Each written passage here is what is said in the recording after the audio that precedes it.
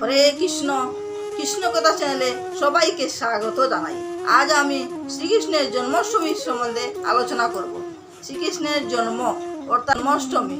আজ রাত 1:17 পর্যন্ত সপ্তমী থাকবে, তারপর অষ্টমী লাগবে। আগামীকাল রাত 10:49 পর্যন্ত অষ্টমী থাকবে। আগামীকালই অর্থাৎ শনিবারে জন্মাষ্টমী পালন করব। জন্মাষ্টমী আপনারা সবাই জানেন, জন্মাষ্টমী মানে শ্রীকৃষ্ণের জন্ম হয় বসুদেব দৈবকীর ঘরে। কিন্তু দৈবকীর ঘরে জন্ম হলে কি হবে, তিনি জেলে জন্ম হন এবং কংসের বয়ে বাবা বসুদেব যমুনা পার করে নন্দরাজার ঘরে নিয়ে যান। দেখেন নন্দরাজার ঘরে একটি কন্যা সন্তান শুয়ে আছে, তাকে খুলে নিয়ে আসেন। সে কথা আমরা সবাই জানি।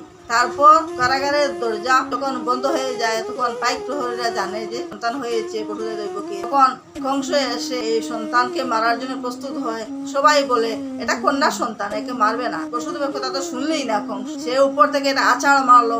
হঠাৎ করে দৈববাণী উঠলো যে এই সন্তান আমাকে মারবে না। ওরে দুষ্ট কংস, তোকে বদিবে যে গোকুলের বাড়ি চেষে, আমাকে বেঁধে তোর কোনো লাভ হয় না। এখন বসুদেব দৈবকী জেলে আছেন। কৃষ্ণ নন্দরাজার করে বাড়ছেন। নন্দরাজা সন্তান পেয়ে খুব আনন্দ উৎসব করছেন, নন্দ উৎসব করছেন, খুব ধুমধাম করছে। কিন্তু আমরা প্রত্যেকে কিভাবে জন্মাষ্টমী পালন করবো?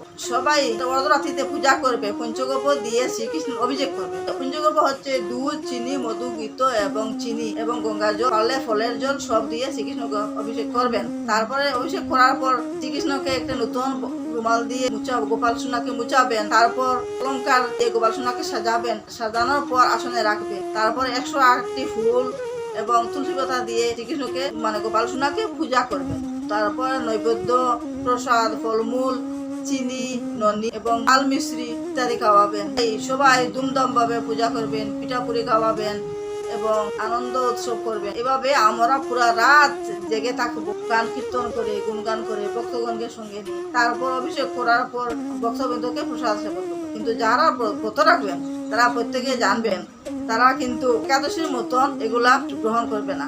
একাদশীর মতন পঞ্চরবি শস্য এগুলা গ্রহণ করে পরের দিনই প্রসাদ হিসেবে সেবন করবেন। পরের দিন সকালে পালনের সময় মতো পালন করার সময় সেবন করবেন। যারা ব্রত করতে পারবেন না, একদম দুর্বল, তারা কি করবে? এগুলো প্রসাদ খাবেন। আমরা যারা ব্রত করবো তার অনুকল্প প্রসাদ হিসেবে ফলমূল, সাবু, যেরকম একাদশীর মতো যেরকম আমরা করি সেরকমই প্রসাদ করবো। তারপরে পরের দিন অন্ন ব্যঞ্জনাদি রন্ধন করে শ্রীকৃষ্ণকে ভোগ দেবে এবং ব্রাহ্মণ বৈষ্ণবে খাওয়াবে। পারলে নন্দরাজা যেরকম দান করেছেন ওরকম দান করবে। আমরা তো সবাই পারবো না, যেরকম পারবে এরকম সাহিত্য মতো দান করবে। এরকম করে এই উৎসব করে আনন্দে জন্মাষ্টমী ব্রত পালন করবে। ভগবানের ইচ্ছাই দেখবে আপনার যত পাপ সব ক্ষয় হয়ে যাবে। হরে কৃষ্ণ।